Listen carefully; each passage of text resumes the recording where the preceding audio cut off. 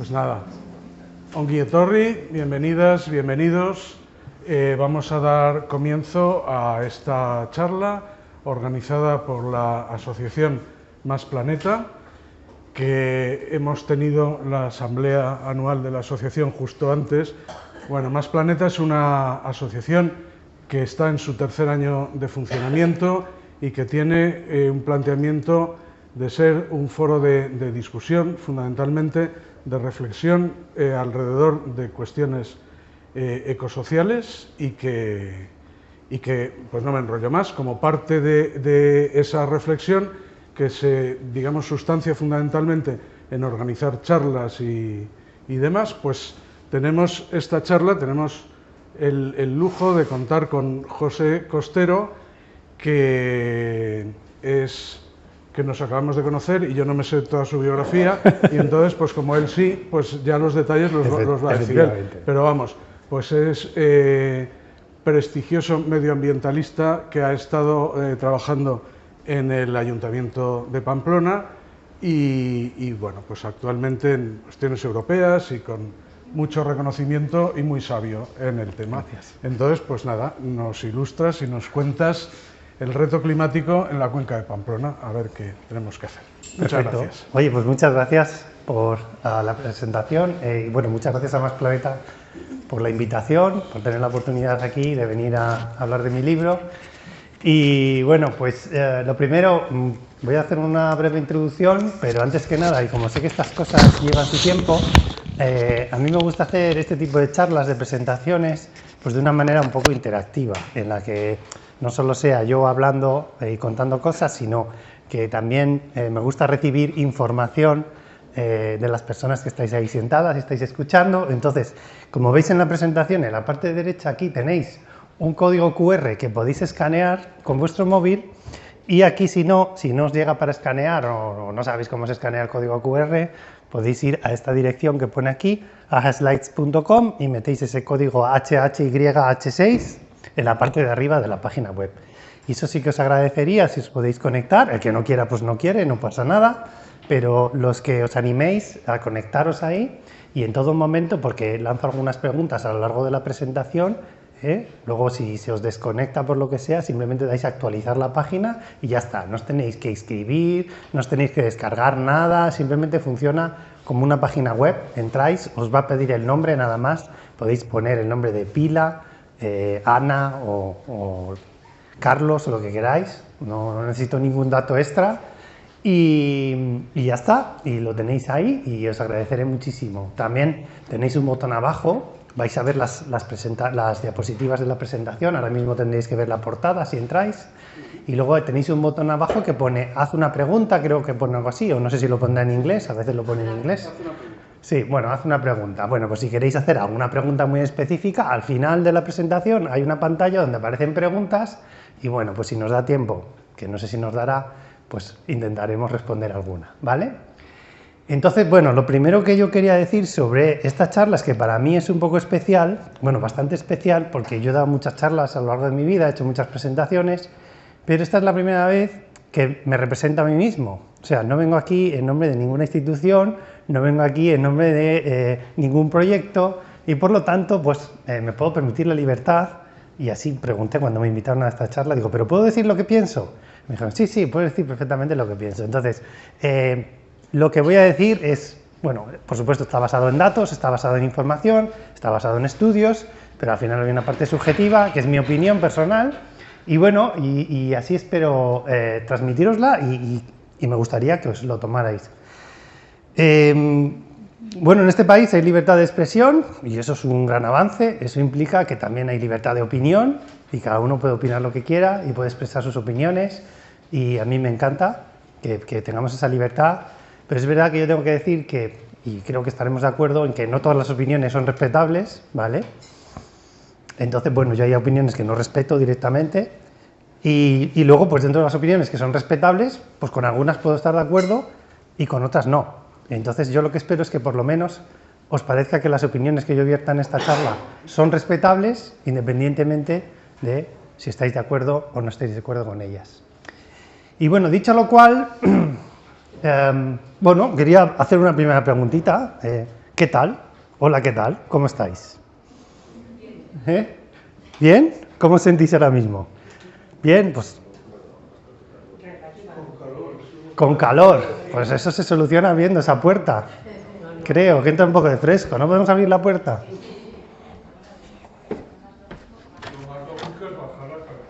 Sería lo lógico, claro, y muy en la línea con la charla de hoy, pero es una de las cosas, uno de los retos climáticos que tenemos en Pamplona es que algunos edificios no están muy bien planteados desde el punto de vista energético. Muchos edificios públicos abusan de calor, Claro, de calefacción, claro. con lo que supone. Sí, sí, sí. Bueno, pues nos ha servido para abrir la puerta y que, bueno, intentemos estar un poquito mejor hoy, ¿vale? Me gustaría haceros 2 o 3 preguntas muy rápidas. La primera es, ¿cuánto creéis que sabéis sobre cambio climático? ¿Vale? Y tenéis ahí muy poco, nada, poco, bastante, mucho. Vale, vale, veo bastantes, muchos bastantes, algunos pocos, bien, algún mucho también. Vale, perfecto, así me hago una idea de qué público hay en relación al conocimiento del cambio climático. Y ahora me gustaría preguntar, ¿cuánto os preocupa el cambio climático? Porque una cosa es saber, tener la información y otra cosa es la preocupación. Bueno, mucha preocupación. Entiendo que es una de las motivaciones que os ha hecho venir a esta charla, ¿no? Bien. Bueno, muchísima preocupación. Yo estaría en el mucho también. Y bueno, ya esta creo que es la última de esta tanda. ¿Cuáles creéis que son las causas principales del actual cambio climático? Y podéis elegir más de una, si queréis que hay más de una. La actividad humana, la actividad del sol, los volcanes y otros procesos naturales. No hay ningún cambio climático. Bueno, veo que hay bastante unanimidad casi en la actividad humana, algo del sol, algo de los volcanes. Muy bien. Pues, dicho lo cual, quiero empezar también la charla con una serie de ideas previas, ¿vale? Para que estemos en la misma página. Bueno, yo voy a dar por sentado, y además así lo habéis transmitido, que todas sabemos lo que es el cambio climático y sabemos diferenciar también entre 2 cuestiones muy básicas, que es la mitigación del cambio climático y la adaptación al cambio climático, ¿vale? La mitigación es intentar que no haya más cambio climático, reduciendo emisiones principalmente, y la adaptación es, sabiendo que ya hay cierto cambio climático, pues tenemos que adaptarnos a esos cambios, ¿vale? Bueno, voy a dar por hecho que todos lo sabemos y no voy a entrar a explicar esta serie de conceptos. Voy a dar por hecho que somos más o menos conscientes de sus causas y la responsabilidad del ser humano, como acabamos de ver en vuestras respuestas, así lo es, con lo cual no voy a empezar a explicar que el cambio climático está causado por la actividad humana, etcétera, etcétera, ¿vale?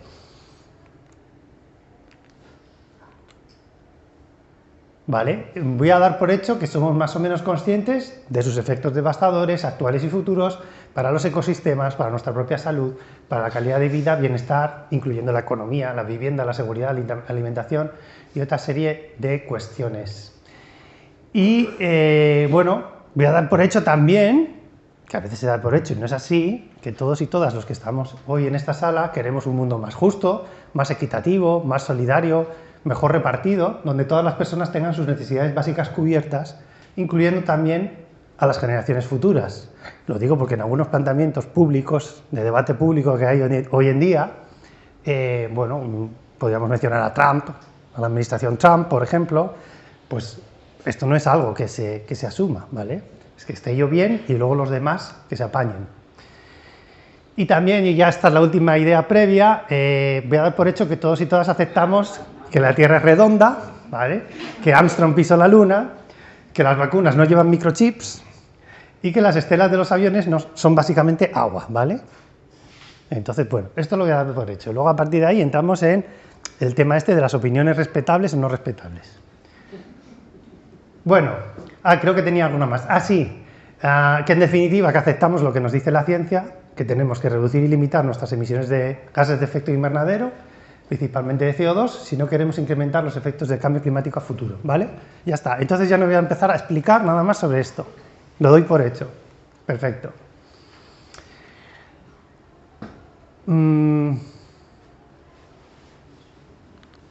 ¿Arrancas o no arrancas? Sí. Vale.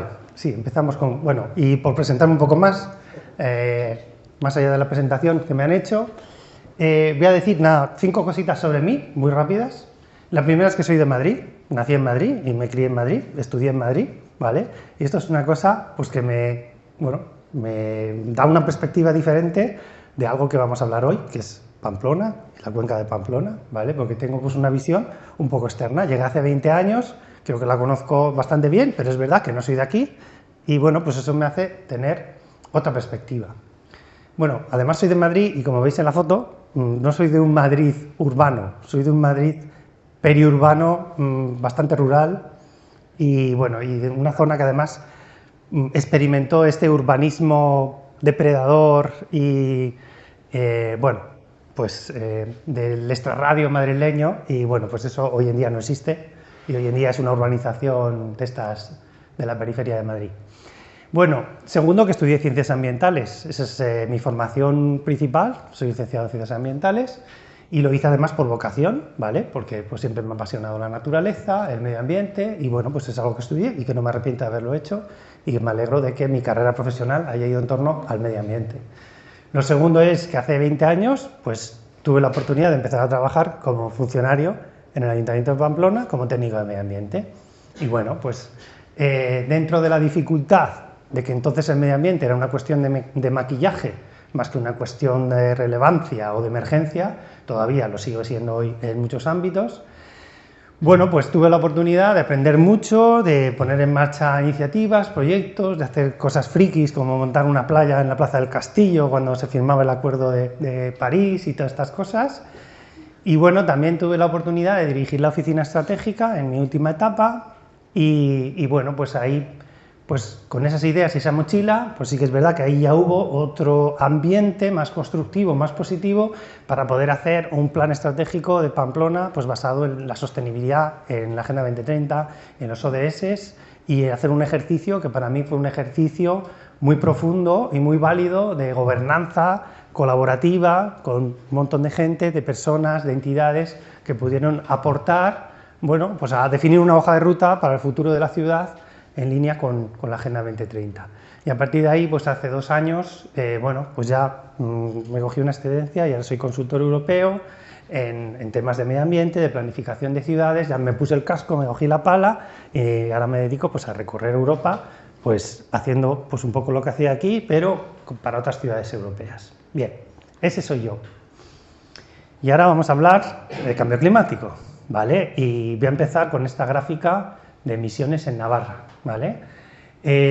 Bueno, ahí veis una gráfica que va desde 1990 hasta el año 2023, que es el último dato, y veis que hay 2 datos remarcados de esa serie, uno es 2025 y otro es 2023, que es el dato más reciente. ¿Por qué está marcada esa serie? Porque ese es el año de referencia que Navarra está cogiendo para hacer políticas de cambio climático.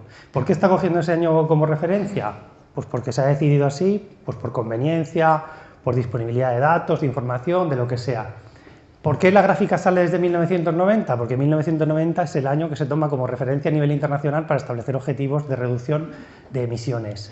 ¿Qué podemos ver en esa evolución en Navarra? Pues como veis, un gran crecimiento entre el 90 y el 2004, luego hubo una gran apuesta por las energías renovables en ese periodo, sobre todo por la eólica, hubo cierta estabilización de ese crecimiento, vino un decrecimiento, de la mano de cierta crisis económica y luego pues ya veis que más o menos hay un crecimiento pero muy moderado y un poco dientes de sierra. Bueno, podríamos empezar a sacar conclusiones, si vamos bien, si esto es suficiente, si no es suficiente.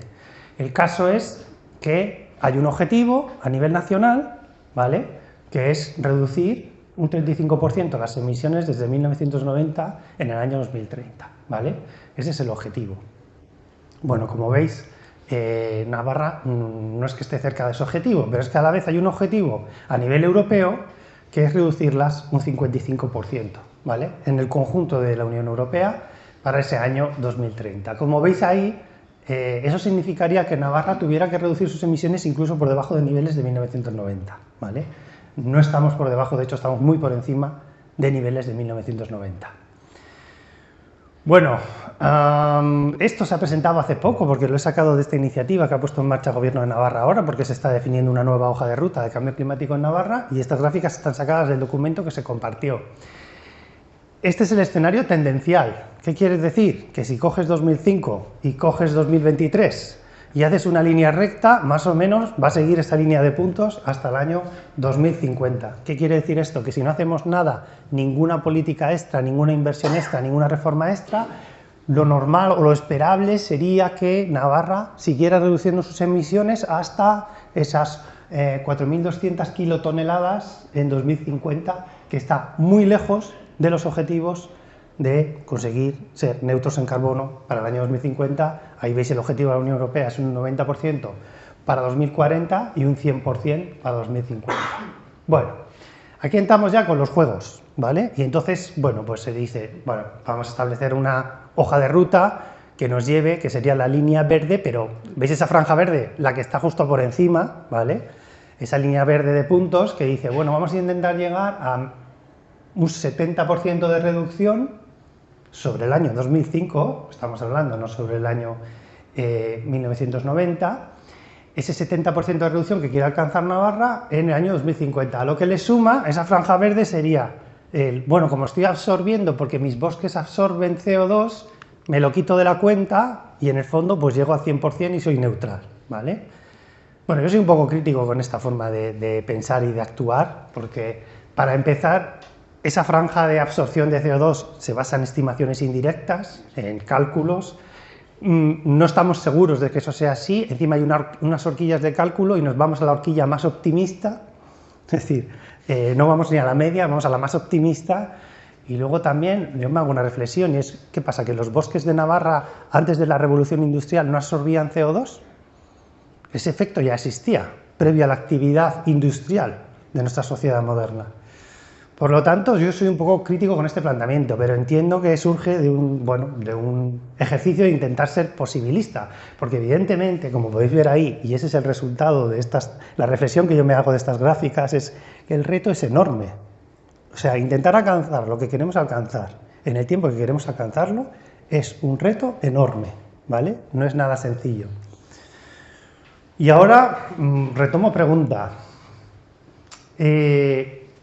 Esta es mi reflexión. ¿Qué pensáis vosotros y vosotras? ¿Creéis que podemos alcanzar la neutralidad climática en 2050 en Navarra? Yo os pongo algunas opciones. No es casi imposible, difícilmente si no se ponen los medios adecuados. Puede ser más optimista, la sociedad está cambiando, podemos llegar a conseguirlo. Bueno, alguien puede pensar si alguna región puede, es Navarra, ese foralismo nos puede salir, ¿eh? Bueno, no tenéis ni idea, pues no tenéis ni idea. Bueno, veo que la mayoría dice difícilmente si no se ponen los medios adecuados. Desde luego, si no se ponen los medios adecuados, nunca vamos a alcanzar la neutralidad climática. No es una cosa que vaya a surgir, bueno, pues de forma espontánea. Bien, estaba hablando de Navarra hasta ahora, pero sabéis que en el título de esta charla estábamos hablando de la Pamplona, de Cuenca de Pamplona. Bueno, ese va a ser el objeto territorial de esta charla. Ahora, yo me hago una reflexión también, y esto es importante, ¿vale? Estamos hablando ¿de qué? Del entorno de Pamplona, ¿de qué estamos hablando? ¿De una cuenca? ¿De una comarca? ¿De un área urbana? ¿De una subcomarca? ¿De un valle? ¿De un área metropolitana? ¿De una mancomunidad? Porque yo me he encontrado muchas de estas denominaciones para referirse, ¿no?, a esto que en euskera llaman iruñería. Bueno, pues, ¿de qué estamos hablando? Y os quiero preguntar, ¿no? Bueno, antes de preguntaros, porque a todo esto, claro, encima le añadimos esta cosa rara, ¿vale?, que se hizo, se aprobó en el año 2019, del mapa local de Navarra. No sé si os sonará, pero bueno, pues se hizo un ejercicio desde el Gobierno de Navarra en, bueno, pues intentar dividir Navarra en zonas, pues pensando un poco como en la prestación de servicios y tal.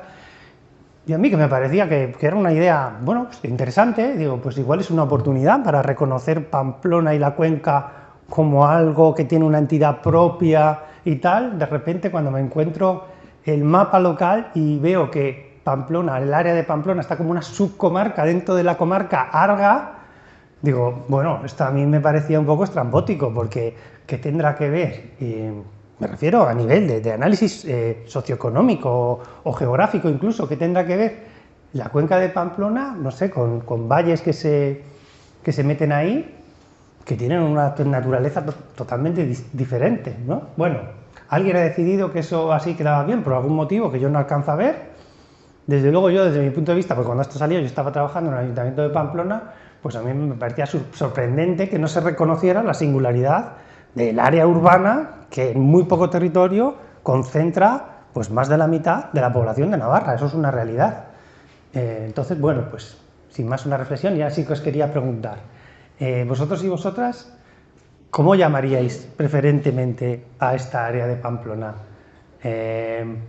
¿Cuenca? ¿Comarca? ¿Área urbana? ¿Iruñerría? ¿Otros? Bueno, aquí ya vemos división de opiniones, sobre todo entre Cuenca y comarca, algunas áreas urbanas y iruñerrías también.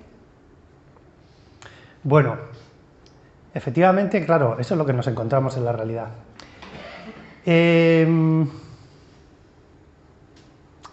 Esta es una imagen de la cuenca de Pamplona, ¿vale? Vamos a llamarle cuenca de momento.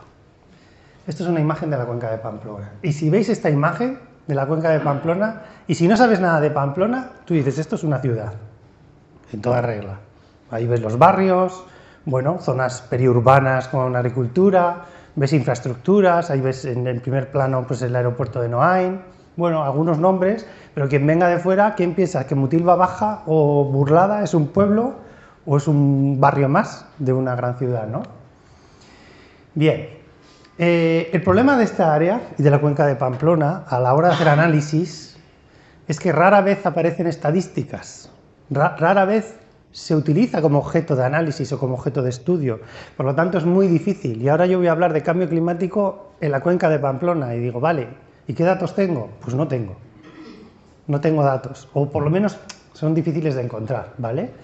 Entonces, bueno, he traído unas gráficas de Pamplona, y me diréis, ya, pero Pamplona no es la cuenca, bueno, pero es, digamos, 2/3 de la misma en cuanto a población, en cuanto a actividad, y me sirven como muestra, ¿vale? Esto está sacado del diagnóstico de la Estrategia de Transición Energética y Cambio Climático de Pamplona, se aprobó en el año 2022, y este diagnóstico es del año 2021, y tiene datos, como veis, hasta 2018. Bueno, veis que la gráfica es bastante parecida a la de Navarra, empieza en el año 2005. Bueno,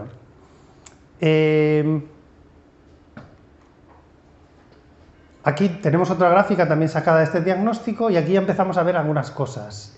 Si veis, aquí es el consumo energético final en Pamplona por fuentes energéticas y hay una fuente energética que predomina abundantemente, ese azul oscuro de la parte de arriba, que son productos petrolíferos.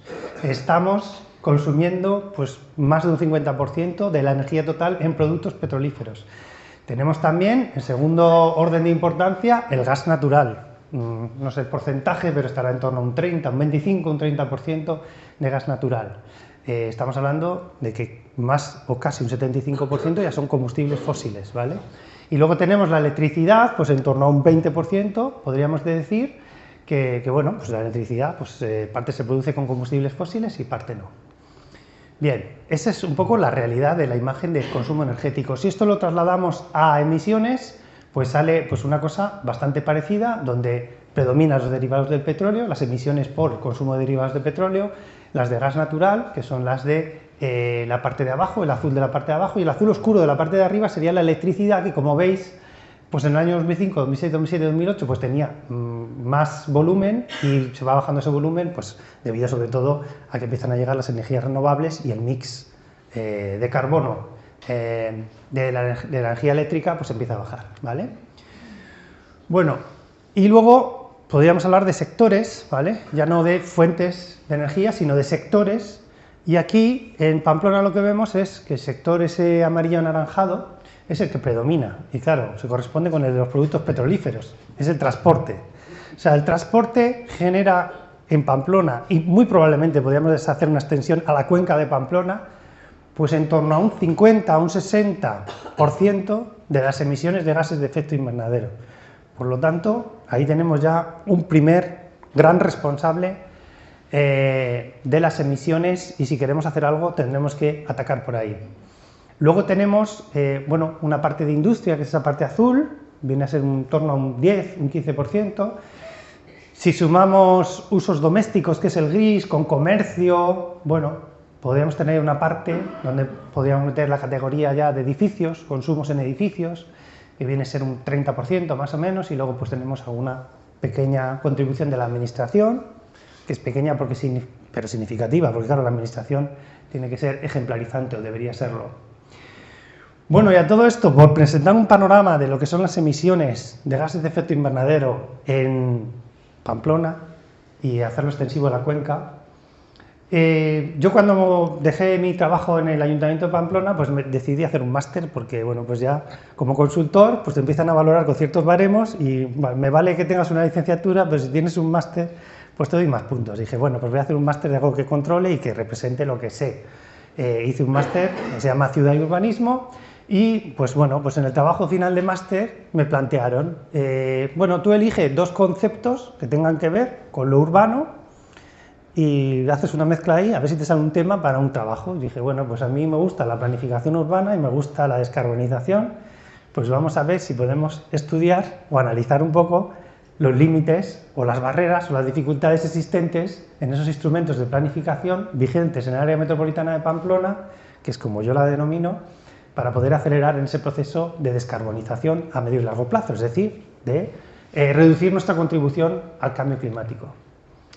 Bien, este trabajo incluyó pues, un análisis de instrumentos, identificación de marcos teóricos y modelos, identificación de limitaciones y barreras, posibles líneas de mejora, y está centrado en 3 sectores, ¿vale? Por eso he explicado la gráfica en torno a esos 3 sectores principales, lo que es la parte de energía, lo que es la parte de movilidad y lo que es la parte de edificios. Bien, hice una recopilación, dije los principales instrumentos que afectan al tema del cambio climático. Podemos empezar por la Ley Foral de Cambio Climático y Transición Energética, tenemos el Plan Energético de Navarra, Horizonte 2030, pero también tenemos un Plan de Ordenación Territorial de la Central, tenemos el Plan de Movilidad Urbana Sostenible de la Comarca de Pamplona, los Planes Generales de Ordenación Urbana, planes de acción local de Agenda 2030 que se han ido impulsando en municipios de la cuenca, el de Pamplona, de la Agenda Urbana Pamplona 2030, planes de acción climática también a nivel municipal, y bueno, pues la Estrategia de Transición Energética de Pamplona. Y esto es un poco lo que me tiene en saco y me puse a analizar. También analicé pues, otros modelos, como el Contrato Climático de Ciudades, los planes de acción integrados URBAC, bueno, que son modelos que vienen sobre todo pues, de Europa, y bueno, pues que poco a poco las ciudades también van adoptando. Y un concepto interesante y que tuve en cuenta, ¿vale? Y no me quiero poner muy técnico, pero tiene que ver con la integralidad, ¿vale? La integralidad de los instrumentos. Y esto es algo que analizamos a nivel europeo. Claro, integralidad, pues igual que entendemos que una persona se considera íntegra cuando es honesta, tiene firmeza en sus acciones y actúa de manera correcta, pues prácticamente esa definición lo podríamos aplicar a un instrumento, a un plan, a una estrategia. Si es honesta, ¿vale? Si tiene firmeza en sus acciones y si actúa de manera correcta. Y eso es lo que analicé un poco en relación a estos instrumentos, llamémosle políticos. Hay 6 aspectos, bueno, el programa URBACT europeo define hasta 12 aspectos de integralidad, yo me quedé con estos 6, me parecían los más relevantes, y tienen que ver con que se haya hecho una participación efectiva en su definición, se ha dado voz a las personas, a las partes interesadas, tanto horizontal como verticalmente, lo que tiene que ver con instituciones que están por encima tuya, instituciones que están por debajo tuya, departamentos que están en tu misma organización. Se ha hecho desde un punto de vista del desarrollo urbano sostenible, teniendo en cuenta las 3 dimensiones del desarrollo urbano sostenible, la ambiental, la económica y la social.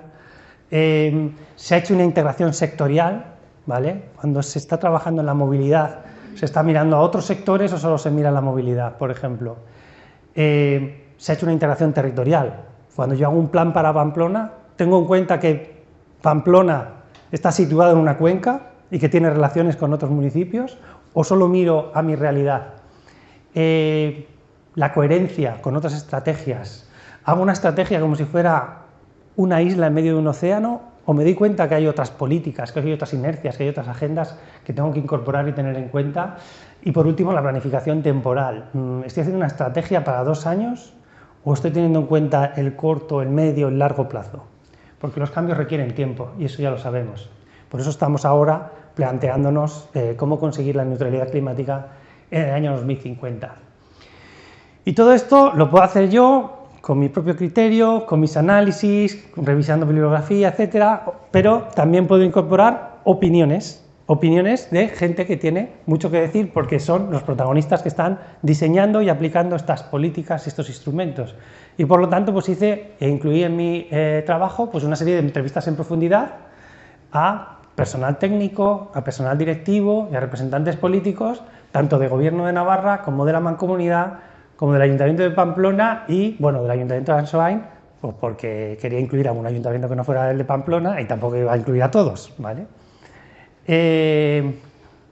Y bueno, pues les pregunté cuál era su experiencia en planificación urbana, si conocían el concepto de descarbonización, si me podían identificar instrumentos de planificación urbana del área que estuvieran relacionados con la descarbonización, qué efectos creían que tenían estos instrumentos sobre la descarbonización, qué limitaciones o barreras veían que tenían estos instrumentos, qué propuestas hacían para mejorarlos y bueno, y luego ya sobre marcos teóricos y tal.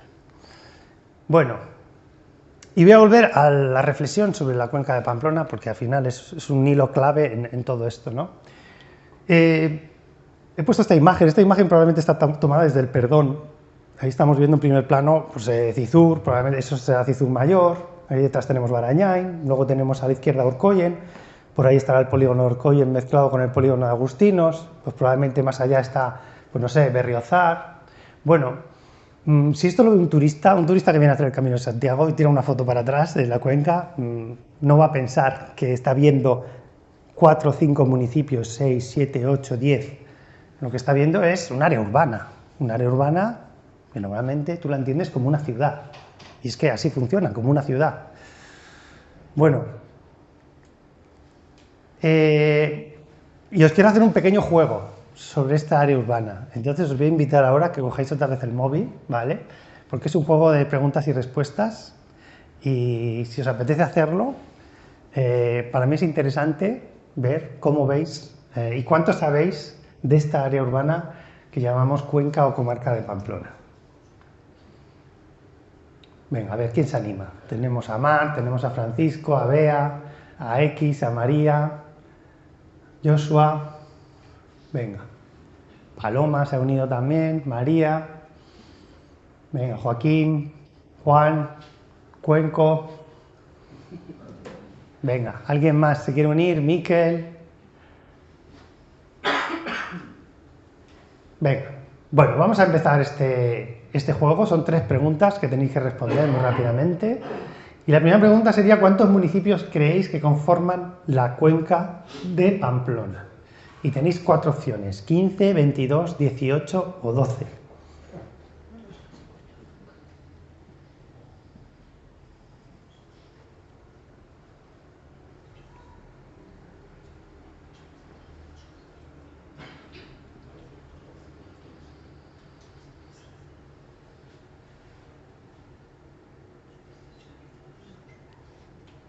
Bueno, pues han acertado 5 personas que dicen 18 municipios y el resto, pues, no son ni 15, ni 22, ni 12. Aunque, bueno, no hay una denominación oficial, institucional como tal, pero sí que hay alguna referencia que yo he tomado del Plan de Ordenación Territorial de Navarra, que dice que son 18. Bueno, ¿cuál de los siguientes es un municipio de la cuenca de Pamplona? Y os doy 4 opciones: Sarriguren, Cendea de Cizur, Artica o Cordovilla. Municipio, ¿eh? No estamos hablando de concejo, no estamos hablando de localidad, estamos hablando de municipio.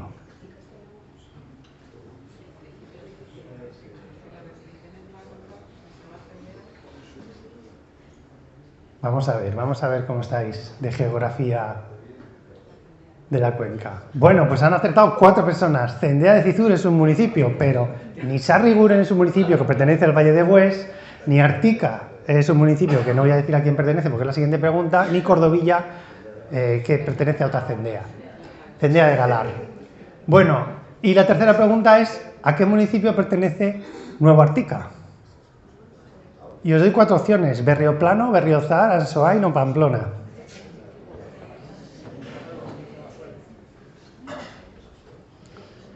Bueno, y os adelanto la conclusión de este pequeño juego, que es ver el caos que tenemos en la cuenca de Pamplona, que ni siquiera los habitantes de la cuenca conocen su propia realidad, como está quedando patente y demostrado. Y me sorprendería que acertarais ahora todos y todas esta pregunta. A ver, ¿quién ha acertado que es Berrioplano? Bueno, bastantes, bien, 10, pero todavía hay 8, 13 preguntas erróneas, ¿vale? Bien. Bueno, ahí tenemos a Borja, que es el máster del universo, seguido de Bea, ¿vale? Bueno,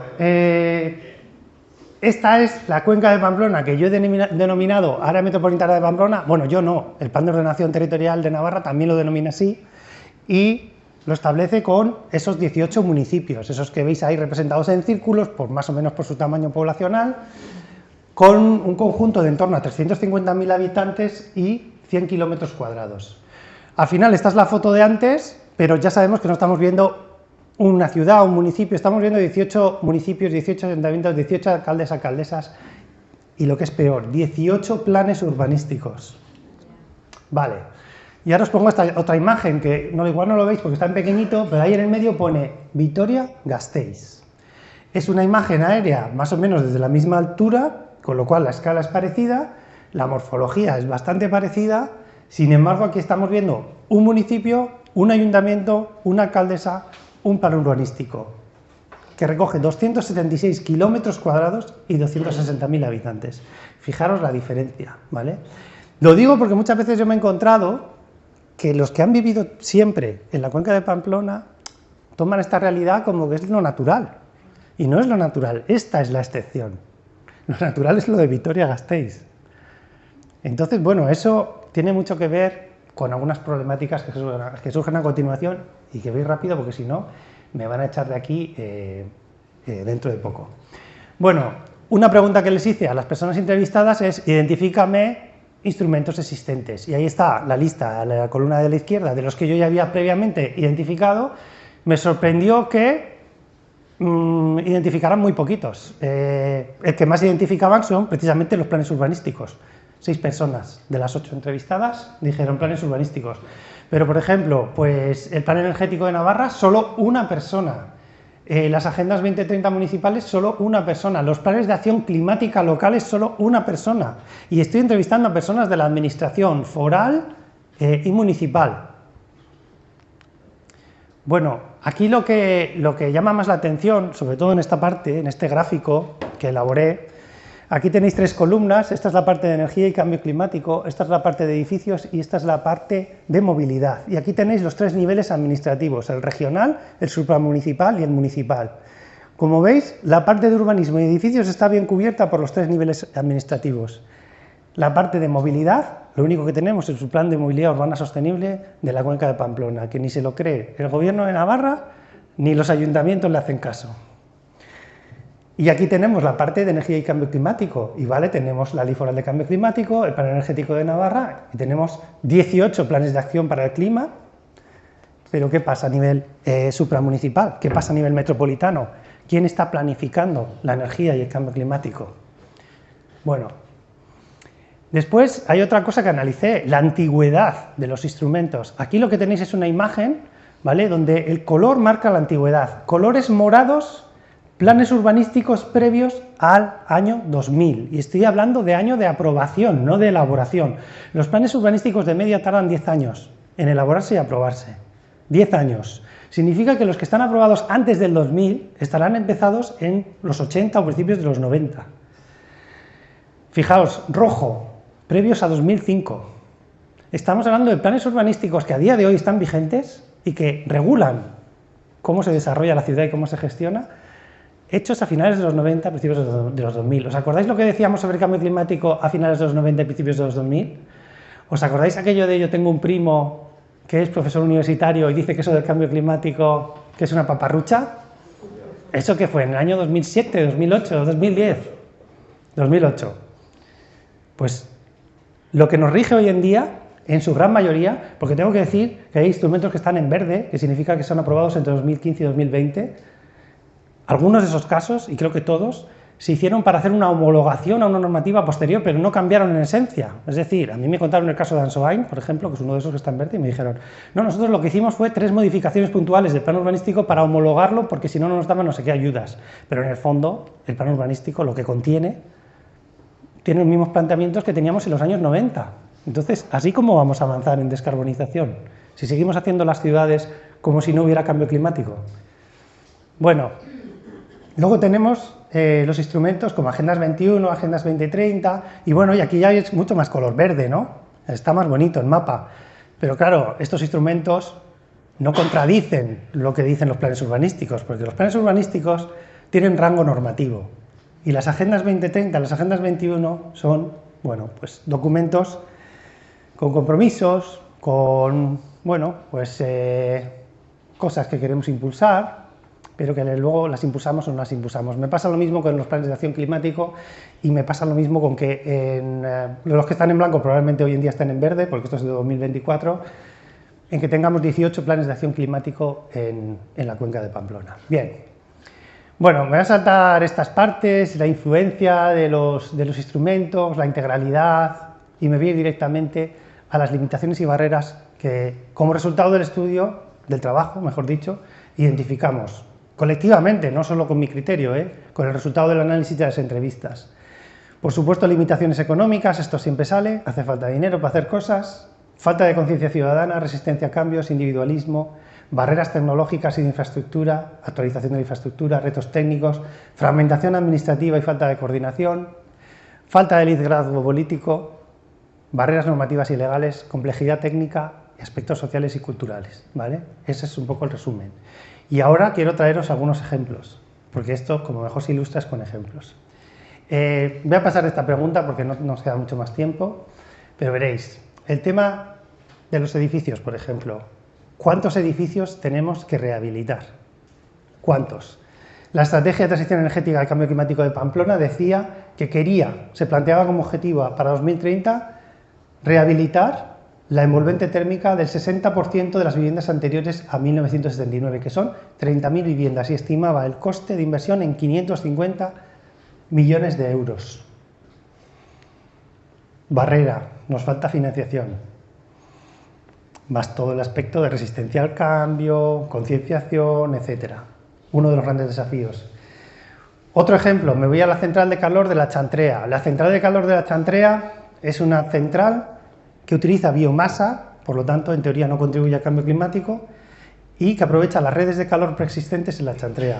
Es el único barrio de Pamplona que tiene esas redes de calor, que tiene cooperativas de calor preexistentes, bueno, con unas redes antiguas que tuvieron que actualizarse, pero que había una oportunidad para meter una central de barrio, algo muy extendido en Europa, por cierto, sobre todo en Centro Europa y Norte Europa, centrales de barrio, ¿vale? Y se necesitaron, como veis ahí, 6,3 millones de euros de ayudas del Fondo FEDER europeo. Si no, no hubiera sido posible, no se habría hecho. Y yo me hago otra reflexión. ¿Os acordáis del plan de Zapatero? Pues a mí siempre me quemó que 7 millones que correspondían a Pamplona se utilizaran para renovar aceras. Renovar aceras, cambio una losa que está con una grieta, le pongo una nueva.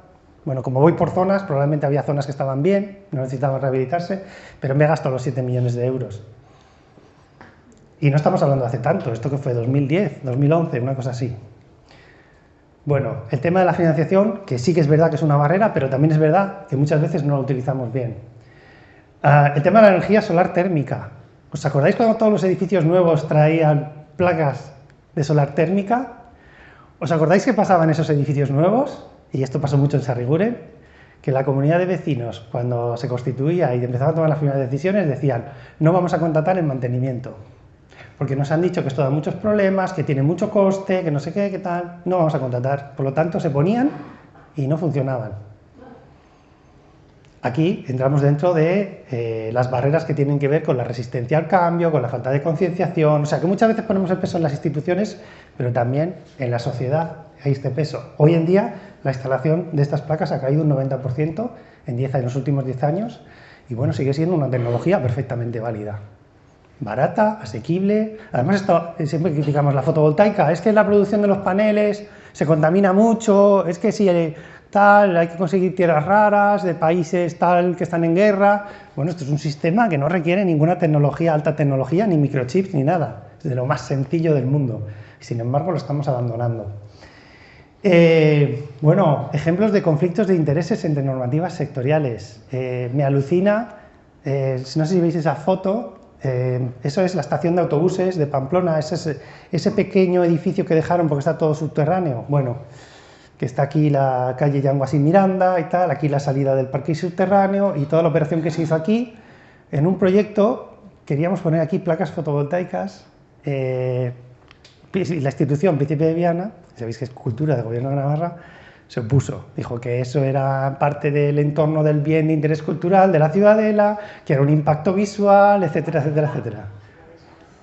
¿Me podéis decir qué impacto visual tiene esas placas colocadas así a dos aguas en relación a la cubierta original de ese edificio? O sea, más impacto que lo que hace el edificio no van a hacer las placas fotovoltaicas. Entonces, bueno, aquí entramos en conflictos y lo hago extensivo a todos los cascos históricos o cascos antiguos en Navarra. Ya veis que OLITE pide cambios en la normativa porque no está permitido, por protección del patrimonio tal, instalar placas fotovoltaicas. Luego mira las cubiertas del casco viejo de Pamplona y te encuentras un montón de tragaluces, de antenas y de cosas que, bueno, no tienen la misma utilidad y, sin embargo, por lo visto nadie dice nada. Por seguir con ejemplos, ¿qué pasa con el gas natural? El gas natural nos iba a solucionar todos los males energéticos hace 10, 15 años. Se hizo una apuesta muy fuerte por extender la red de gas natural y se hizo una apuesta muy fuerte y muy interesada porque huyéramos de los sistemas colectivos a sistemas individuales de calefacción y agua caliente. Y qué bien que tengo mi caldera individual, porque así yo me regulo mi calefacción y no tengo que depender del vecino que está... Bueno, qué bien no. A partir de ahí estás secuestrado prácticamente, porque estás enchufado a la red de gas natural y ahora plantea tú una alternativa. Y ahora, ¿qué hacemos con todas esas inversiones que se han hecho en distribución de gas natural y con toda esa red? Porque se han hecho barrios enteros como el Soto del Ezcairu. Yo, por ejemplo, empecé a vivir de alquiler en una vivienda del Soto del Ezcairu en el año 2019, y la vivienda era nueva y traía una caldera de gas natural. Bueno, pues esos son hipotecas que nos va a tocar pagar y que cuesta mucho. Esto tiene que ver con lo que decía de actualización de infraestructuras. Hemos diseñado infraestructuras con criterios de los 90 y nos encontramos que los que tenemos que usar ahora en los 20. Y los objetivos, claro, ya no son los mismos y los problemas no son los mismos. Bueno, fragmentación administrativa y descoordinación administrativa. ¿Qué pasa con Erri-Pagaña? El barrio de los 4 ayuntamientos. Esto lo he puesto yo como ejemplo en foros europeos cuando hablamos de gestión de áreas metropolitanas. Lo que es más curioso es que cuando yo pregunté en Gobierno de Navarra, en una de las entrevistas que hice a una persona que trabajaba en ordenación del territorio, le dije, ¿cómo? ¿Qué te parece? ¿Hay buena coordinación entre los planes urbanísticos? Más allá de que haya 18, ¿hay buena coordinación? Me dijo, sí, la coordinación es perfecta. Funciona muy bien a ese nivel. Digo, vale, ¿la coordinación a qué te refieres? ¿A que la calle que empieza en Burlada y pasa por Huarte siga la misma dirección? ¿A eso nos estamos refiriendo? ¿A que dibujado sobre el plano sea una calle continua? Si esa es la coordinación, ¿por qué se quejan tanto los vecinos y vecinas de Erri-Pagaña? ¿Quién? O sea, tú enseñas ese mapa y dices, no, es que esa esquínica es Huarte, aquella es Burlada y aquella es Valle de Hues y esta es Pamplona. Y ahora vete tú y di quién tiene que proveer de servicios públicos, y no digamos ya de hacer una estrategia aquí climática, de acción climática o energética en este barrio, porque tenemos 4 ayuntamientos, con 4 gobiernos, etcétera, etcétera. Bueno, por seguir con los ejemplos, porque me llama poderosamente la atención otra cosa, que es que decimos que por un lado tenemos un problema con un barrio que está repartido entre 4 ayuntamientos y responde a 4 planes urbanísticos, pero bueno, siempre ha habido cierta coordinación. Ahí están las normas urbanísticas comarcales que se hicieron en el 99, y bueno, y luego tenemos un instrumento en Navarra que se llama el PESIS, el Plan ¿cómo es? Sectorial de incidencia supramunicipal. Nos van a echar en 5 minutos. Es que no sé. Estoy acabando ya. Claro, para hacer una operación en Salesianos y poner 4 torres de 13-14 plantas, se hizo un PESIS. Pero para poner un poco orden en Erguepagaña, nadie plantea hacer un PESIS y que alguien diga, bueno, vamos a poner un poco de sentido común aquí. Si hay 4 ayuntamientos implicados, pues Gobierno de Navarra, que tome un poco, ¿no?, el liderazgo. Bueno, pues no se aplica el mismo criterio, sin embargo aquí ya veis que en su día el alcalde de Pamplona estaba en contra de este PESIS, que bueno, que afectaba, es verdad que afectaba a Pamplona y a Sarriguren porque se quería poner el centro de Sarriguren, etcétera, etcétera, ¿no? Bien. Por seguir con ejemplos, la movilidad. Bueno, pues que hemos avanzado en movilidad. Ahí tenéis el reparto foral, o sea, el reparto modal, perdón, no foral. El reparto modal en la cuenca de Pamplona según un estudio fechado en 2016. ¿Y por qué pones un estudio de 2016? Pues porque no se ha hecho ninguno nuevo. Hace 10 años. No sabemos si la movilidad ha ido a mejor o a peor, porque no se ha hecho ningún estudio. Claro, se intentó hacer ese esfuerzo de planificación a nivel metropolitano y allí se quedó, pues porque quien tenía que apoyarlo, pues no lo apoyó. Entonces, bueno, ¿qué hemos avanzado en transporte público, en movilidad ciclista, en movilidad eléctrica? Pues bastante poco, la verdad. ¿Qué pasa con el eterno debate del tranvía en Pamplona, no tranvía en Pamplona? Me da igual que sea tranvía, llámalo como quieras, llámalo BRT. No le pongas vías, no le pongas, si quieres, un cable por encima, pero dale una plataforma reservada para que unos autobuses de alta capacidad se puedan mover ágilmente por la cuenca de Pamplona. Igual así convences a la gente para que deje el coche y coja el transporte público. Pero claro, eso significa que hace falta liderazgo político, hace falta inversión, hace falta compromiso. Ahí se estaba planteando una red troncal en el Plan de Movilidad Urbana Sostenible de la cuenca de Pamplona para 2030. Estamos a 2026 y eso está muy lejos de poder plantearse. Nos vamos a la zona de bajas emisiones, seguimos con la movilidad. Bueno, impulsamos zonas de bajas emisiones y las limitamos al casco antiguo. ¿Quién coge el coche en el casco antiguo, aparte de los residentes y gente así con necesidades muy particulares? Pero es que si tú te vas al mapa de la contaminación atmosférica en Pamplona, que han hecho algunos estudios, dices, ¿dónde está la contaminación? Las calles más contaminadas, la avenida Baja Navarra, la calle Paulino Caballero, Pío XII, bueno, la avenida de Navarra, avenida Zaragoza. Bueno, ¿y por qué no cogemos el ensanche? Que tendría más sentido, porque al final esto se trata de mejorar la calidad del aire, ¿no? Y que no respiremos el humo de los tubos de escape. Entonces, bueno, pues otra vez más, pues falta de ambición política, falta de liderazgo, falta de concienciación ciudadana también. Bueno, ya no voy a hablar de los coches eléctricos, lo difícil que es acceder a una ayuda, los pocos puntos de recarga que hay. Bueno, esto está en el debate día a día. El sistema de alquiler de bicicletas eléctricas que ponemos solo en Pamplona y no en todos los municipios de la cuenca, cuando lo que tiene sentido de que sean eléctricas es que puedas subir y bajar de Pamplona y las cuestas, ¿no? Bueno, pues esto es algo que estamos intentando poner solución. Bueno, el tema de los aparcamientos, yo tengo una cruzada contra los aparcamientos y que planes urbanísticos aprobados hace un año o dos me estén planteando hacer aparcamientos subterráneos para los próximos 75 años, cuando igual dentro de 20 pues no son necesarios, pero bueno, no voy a entrar a incidir. Y ya si nos metemos en el tema de residuos, pues lo mismo. ¿Qué pasa con el vertedero de Góngora? Que todavía está en funcionamiento cuando tenía que estar clausurado, etcétera, etcétera. Ahí veis una gráfica, esa es la cantidad de bioresiduos que estamos recuperando en el año 2024. Todavía no llega ni al 50%. Estamos hablando solo de la materia orgánica, que es muy fácilmente aprovechable y transformable en algo que tiene un valor muy importante, como puede ser el compost o energía que podemos utilizar como biometano. Bueno, y algún ejemplo más que tenía aquí, y este sí que me quiero detener un poco más, es el tema de los bulos, la desinformación, porque estamos hablando, falta concienciación ciudadana, ya, pero es que vamos a ir en esa línea y no en la contraria.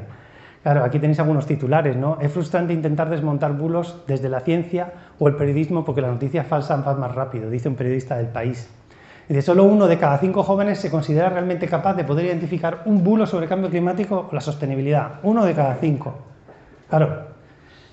Bulos sobre el cambio climático, fake news y mitos a derribar. Bueno, cuánta desinformación hay, ¿no? Y bueno, y encima esto impulsado con los algoritmos de las redes sociales y con el negacionismo, ¿no? Yo eché muchas veces en falta, el verano pasado, cuando teníamos este desastre natural, que son los incendios que hubo en España, que alguien, más allá de decir que el campo está abandonado, que no se limpian los montes, etcétera, etcétera, que alguien dijese o les pusiesen un micrófono para decir que, perdón, es que acabamos de sufrir la ola de calor más severa desde que hay registros. Es que igual resulta que el monte está seco, y igual resulta que lo seco arde más que lo húmedo. Yo no sé si os ha tocado hacer alguna vez una fogata en el campo, porque como cojas hojas húmedas, no haces ninguna fogata. Pero parece que eso no estaba en el debate público, ¿no? Vuelvo un poco a eso, en principio de mi presentación. ¿Cuáles son las opiniones respetables y cuáles no? Entonces, claro, los medios de comunicación, ¿a quién le ponen el micrófono? Y bueno, yo creo que hay que tener un debate un poquito más sereno, un poquito más informado, y me alegra que Más Planeta pues esté promoviendo eso.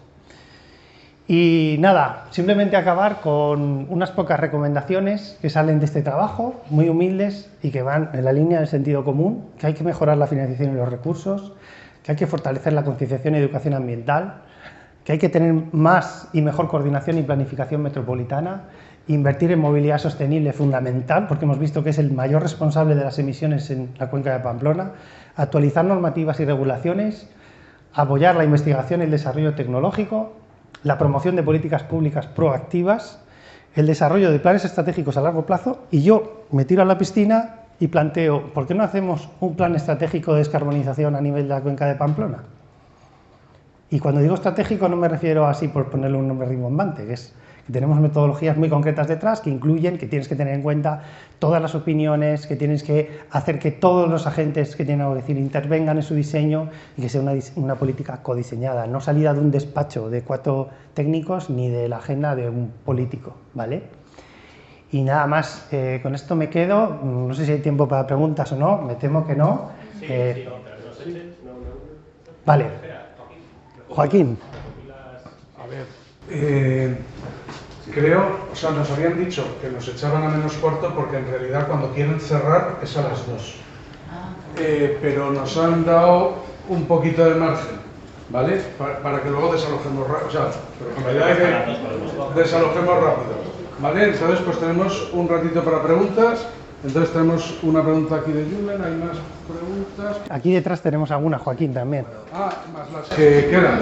Pues oye, haznos la pregunta de palabra y luego tú eliges. Vale. Soy Julen Recondo y me ha parecido muy interesante la presentación, estoy muy de acuerdo. Lo único a nivel informativo, decir que la hoja de ruta Energía y Clima 2050 hoy finalizaban el plazo de presentación de comentarios, aportaciones y todo ese tipo de cuestiones. Nosotros, como Fundación Clima, sí que hemos presentado, y lo único, la hoja de ruta, bueno, es muy frustrante. O sea, yo creo que somos muy críticos. Por una parte, no hay, los datos no están actualizados. Bueno, has comentado un poco el tema del CO2, absorción de bosque, que bueno, pues y podríamos hablar de muchas más cosas. Se habla en todo momento de participación ciudadana, pero curiosamente no se han tenido en cuenta las recomendaciones y propuestas de la Asamblea Ciudadana del Clima que se presentó en el Parlamento de Navarra en diciembre. Bueno, a mí me han comentado que fundamentalmente es por los fondos europeos, que había que hacerlo antes de marzo y todo ese tipo de cuestiones, ¿no? Por otra parte, el tema de la adaptación, o sea, aparece pues como una reliquia, una cosa muy pequeñita frente a la mitigación. El presupuesto 2026 solamente el 6,7% dedicado a la adaptación, es decir, que parece más energía y menos clima. Un plan absolutamente desarrollista y claro, la pregunta que hacía, entre otras, es si realmente para el Gobierno de Navarra y demás instituciones la lucha climática es una prioridad. Bueno, es una cosa... Bueno, mi opinión es que no, a la vista está, vamos, más que nada te juzgaré por lo que haces y no por lo que dices, ¿no? Entonces, bueno, lo que hacemos es muy bien, es poquito y con muy poca ambición, cuando lo que vemos es realmente que es justo lo contrario, es que hay que tener ambición, porque estamos muy lejos de lo que queremos conseguir. Por hacer un flash de respuestas, ¿la presentación estará disponible? Entiendo que sí, en la web de Más Planeta, así que la marco como respondida. ¿Qué queda en Pamplona de quema de carbón? Sinceramente no lo sé, creo que nada o casi nada. Pero tenéis que tener en cuenta que muchas de esas estadísticas se hacen con estimaciones a nivel de Navarra, ¿vale? Los datos más precisos serían a nivel de Navarra y cuando bajamos a nivel de Pamplona no tenemos estadísticas de algunas cosas y decimos, bueno, vamos a asumir que un 10% del carbón que se quema en Navarra es en Pamplona, pero realmente probablemente ninguno, ¿vale? Falta hoja de ruta. Bueno, pero eso no. Bueno, sí. Ventajas e inconvenientes de los centralismos. Bueno, eso es un debate muy extenso que podríamos tener, pero creo que no da tiempo. Como digo, cada uno puede tener su opinión también sobre este tema. ¿De quién dependería el poder? Poder aprobar planes solares en balcones, terrazas y ventanas. Entiendo que esto, bueno, pues primero hay un código técnico que es a nivel estatal y después pues tenemos ordenanzas municipales que dependerán de los ayuntamientos, ¿vale? Borja, ¿sabes tú? Sí, municipal, perfecto. ¿La lucha climática es una prioridad para el Gobierno de Navarra? Bueno, esto lo ha dicho Julen, mi opinión es que no, a día de hoy no lo es, todavía no lo es y debería serlo. ¿Qué es una red de calor? Una red de calor es, en lugar de haber calderas en cada edificio, tú tienes en un barrio una sola caldera que produce calor, que puede ser para calefacción o para agua caliente, se distribuye por tuberías que van por debajo de las aceras, llega a cada edificio tiene su contador y luego se hacen las cuentas. ¿Eso qué te permite? Te permite hacer inversiones colectivas que puedan estar apoyadas en la administración pública, por ejemplo, en tecnologías renovables, más eficientes, etcétera, etcétera, y es algo que, por ejemplo, en países de Europa del Norte, donde hay mucha necesidad de calor, se lleva haciendo desde hace muchísimos años, ¿vale? Hay dinero para el TAF, que no vertebra territorialmente Navarra, pero no para un transporte público, para municipios y comarcas. Pues, Julián, ¿qué te voy a decir? Pues, ¿qué ciudad sería un buen ejemplo a seguir? Bueno, pues, Miquel, un buen ejemplo a seguir. Yo siempre he mirado con un poco de envidia a Vitoria-Gasteiz. No en vano les eligieron en 2012 Capital Verde Europea. Capital Verde Europea. Y me acuerdo que mucha gente decía, ¿y por qué no hemos presentado a Pamplona? Con lo verde que es Pamplona, si nos podemos haber llevado. Y yo decía, perdona, llevo 2 meses trabajando en el formulario, porque me dijeron mis jefes, oye, vamos a presentar la candidatura de Pamplona, que seguro nos la llevamos, y no pasamos ni el corte de preselección. Porque no estamos hablando de tener césped en la ciudad, estamos hablando de tener políticas decididas y comprometidas, entre otras cosas, contra el cambio climático, cosa que en Pamplona, en este año, no teníamos.